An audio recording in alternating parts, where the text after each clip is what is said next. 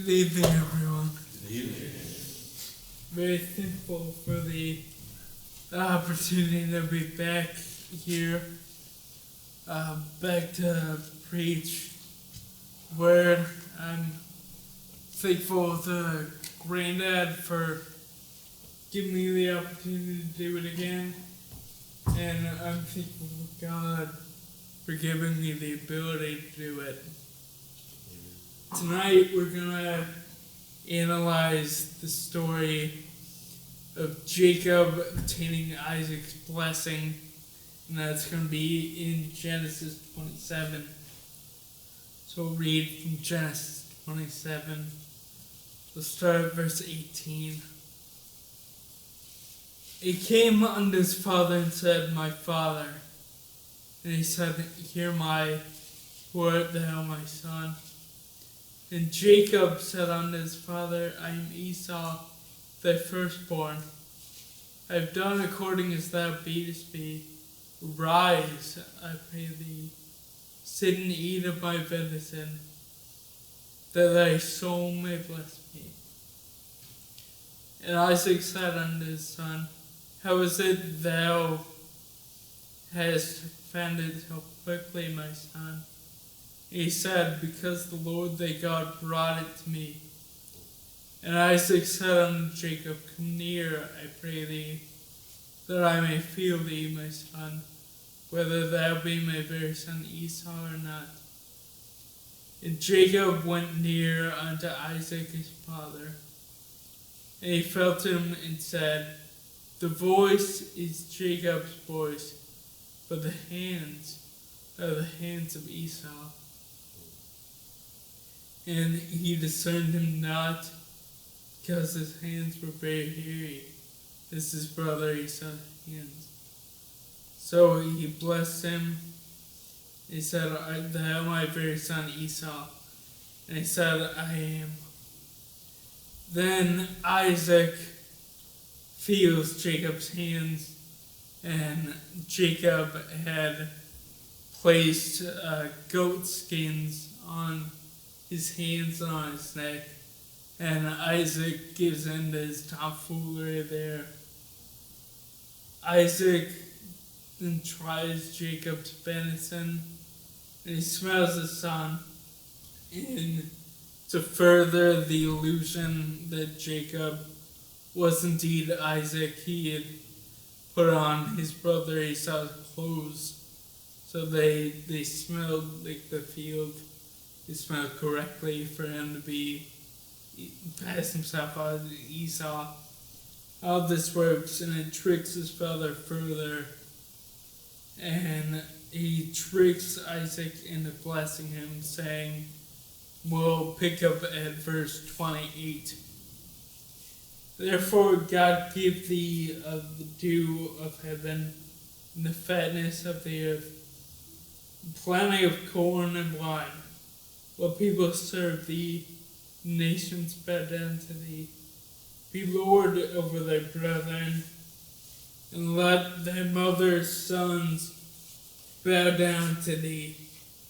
Cursed be everyone that curseth thee, and blessed be he that blesseth thee.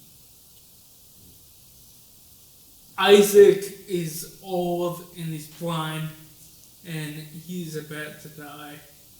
But before he dies, he wishes to bless his firstborn son, which is Esau. Esau is sent out by Isaac to hunt food for him in the pit. And upon returning, he'll get the blessing from his dad. Now, Isaac's wife, Rebekah, who is not the mother of Esau, but instead the mother of Jacob, she overhears this. And she would rather that her son Jacob inherit this blessing than Esau. And based on this, she had to plan. Since she overheard Isaac sending Esau out to hunt the food for him, she will have Jacob hunt the food instead. and then she will prepare it in just the way that she knows Isaac likes. He will then bring this food to his dad, and Jacob will also while he does this, he will wear Esau's clothes, and as I said, he will wear goat skins on his hands and on his neck, because apparently Esau is the most obscenely hairy person on the planet. He will wear these skins, and in doing this, he will pass himself off as his brother Esau. Jacob will obtain the blessing instead of Esau that's meant for the firstborn son. So Jacob goes to hunt for the food. He returns and Rebekah prepares it just as she planned.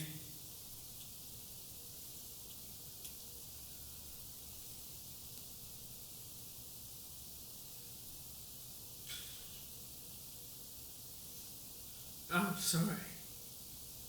After the passage, Esau returns, and it took him a while to hunt and prepare the food on his own.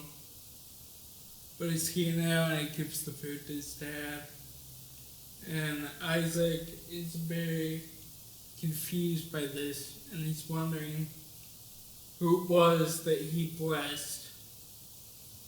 And then he tells Esau that he only had one blessing to give, and that blessing was stolen by Jacob, and all in the blessing will come to pass.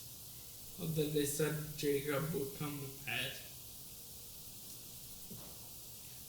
How easy was this for Jacob?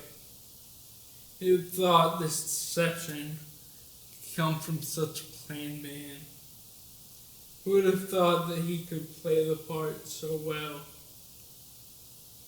His mother put him up to it and encouraged him in it, of course. But Jacob was the one that did the lying. He gave in the lying. A thing that people don't usually want to do, but they almost can't do. Can do lots of. Because lying is soon learned. People from a very young age can do it. The psalmist speaks of those who lie, and he says, as soon as they are born, speak lies. So from a very young age, we all know how to do it. It's a wonder how the otherwise honest Jacob could so readily turn his tongue to lie in this way. Like when he says, I am Esau, thy firstborn, or when Isaac asked him, art thou my very son Esau? He said, I am. He lied. How could Jacob say, I've done as thou badest me, when in fact he received no command from his father, but was doing as his mother told him? How could he say, eat of my venison, when he knew full well it came not from the field, but from the fold? But especially, we wonder how he could have had the assurance to father upon God and use his name in his scheme.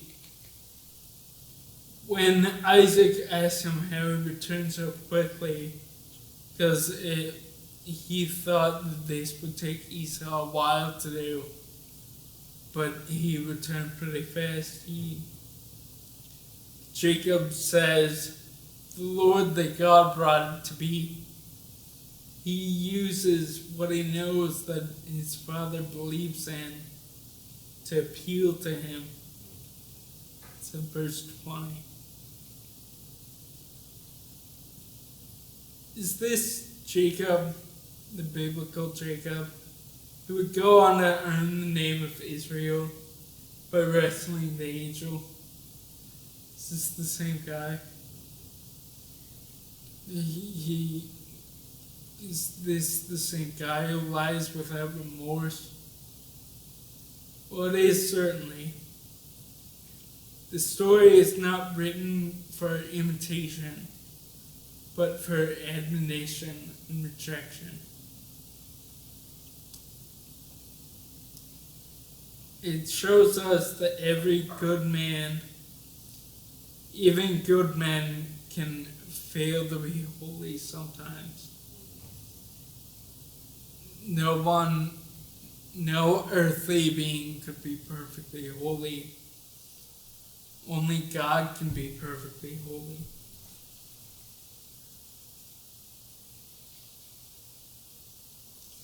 Jacob, with some difficulty, obtained his father's blessing. Isaac was at first dissatisfied and would have easily discovered the fraud if he could have trusted his own senses. If he could trust his own ears, if he weren't told. In our reading, he points out even the voice was Jacob's voice. He should have gone with his gut, and he could have discovered that it was indeed Jacob and not Esau. But he doubted himself.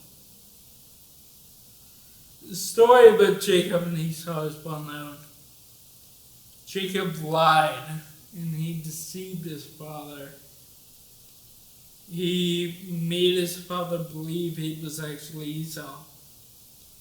He did what he could to trick Isaac into giving him the special blessing that was rightfully Esau's.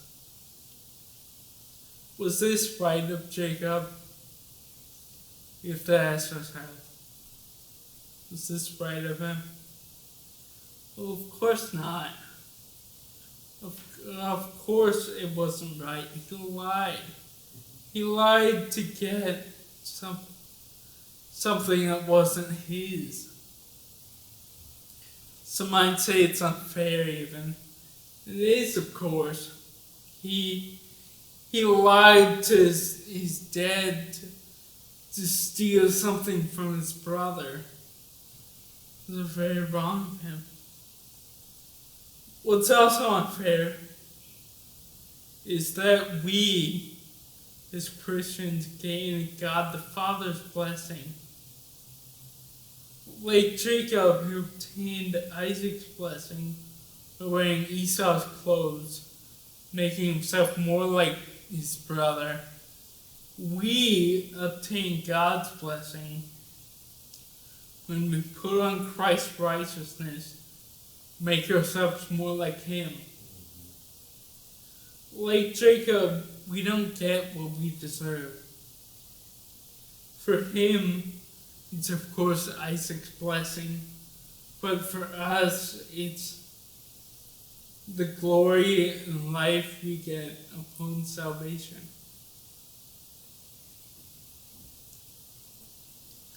This is just one of many reasons for the recording of this story in Genesis. But I feel that it's one of the most important, if not the most. It's why I chose this topic for tonight. This metaphor or echo of future events is really prophetic and really important to know. On the cross, Christ gave himself up, and he faced judgment for our sins, judgment that we deserve. He put on our unclean robes of sin, and we put on his clean robes of righteousness. And one of my favorite gospel songs, it epitomizes this concept really well, and that is his robes for mine. Now, I'm not gonna subject you guys to me singing. I'll just tell you. The first verse says, his robes for mine, a wonderful exchange. Clothed in my sin, Christ suffered beneath God's rage. Draped in his righteousness, I'm justified. Christ I live, for in my place he died.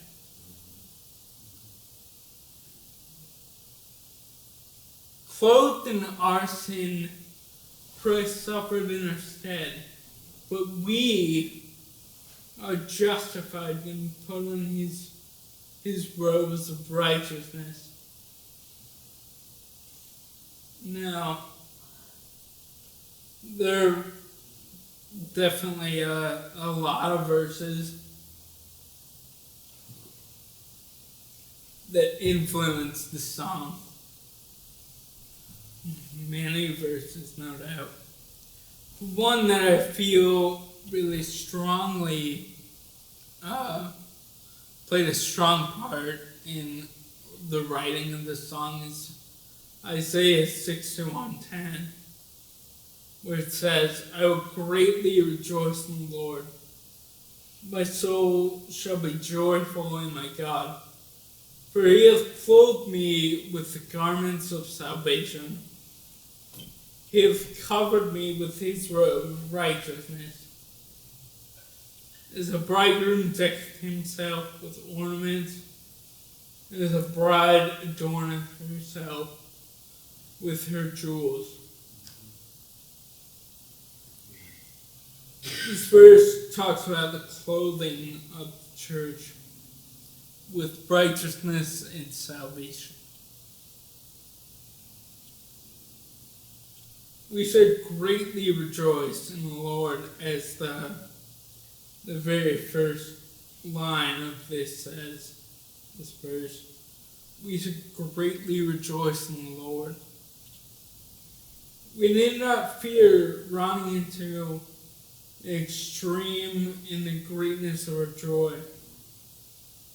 As with sinful earthly things, when we make them the centerpiece of our joy, of our lives, we can often run into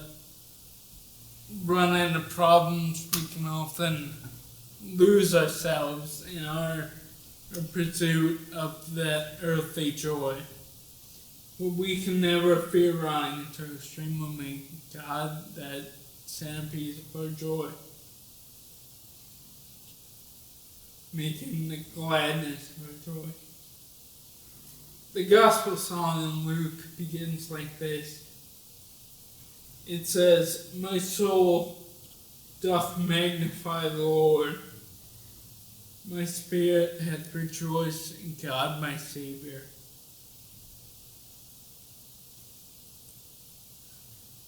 There is a just matter for joy. And all the reason the world blades terminate in God, all the reason why we get our joy from God, rather. For salvation and righteousness are wrought out and brought in, and the church is clothed with them.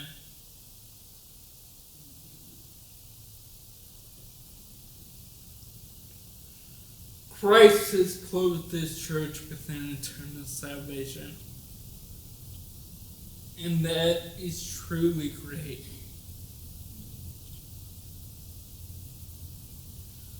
By clothing it with the righteousness both of justification and of sanctification. The clean linen is the righteousness of the saints. This is said in Revelation 19:8.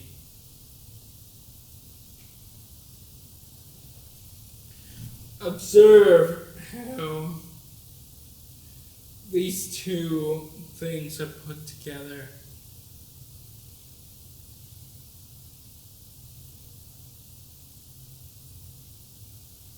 Those and those only shall be clothed with the garments of salvation. Hereafter that are covered with the robe of righteousness now.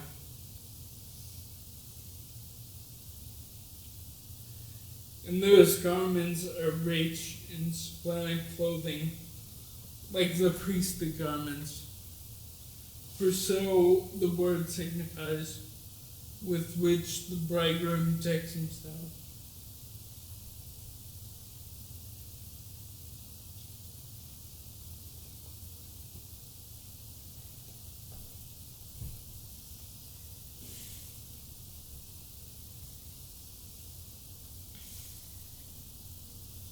The brightness of the sun is compared to them.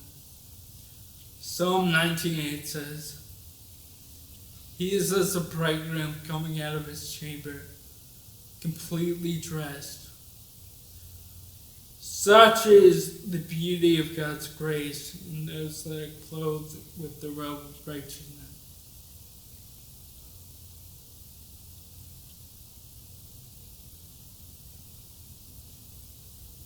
That by the righteousness of Christ we are recommended to God's favor by the sanctification of the Spirit, if God's image renewed upon us.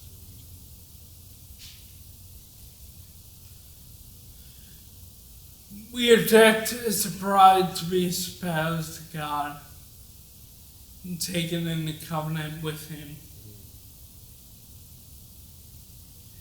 They are decked as a priest to be employed for God and taken into communion with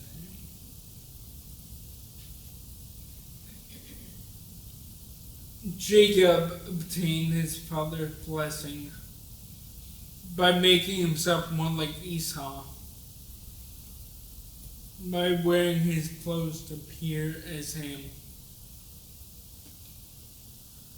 Similar to how we obtain God the Father's blessing by making ourselves more like Christ, wearing his righteous clothes to appear as him.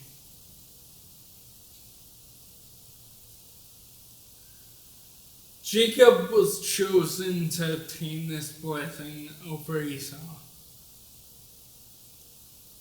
because God intended it. Not because of works or abilities that either of them had or lacked. This is a picture of our salvation.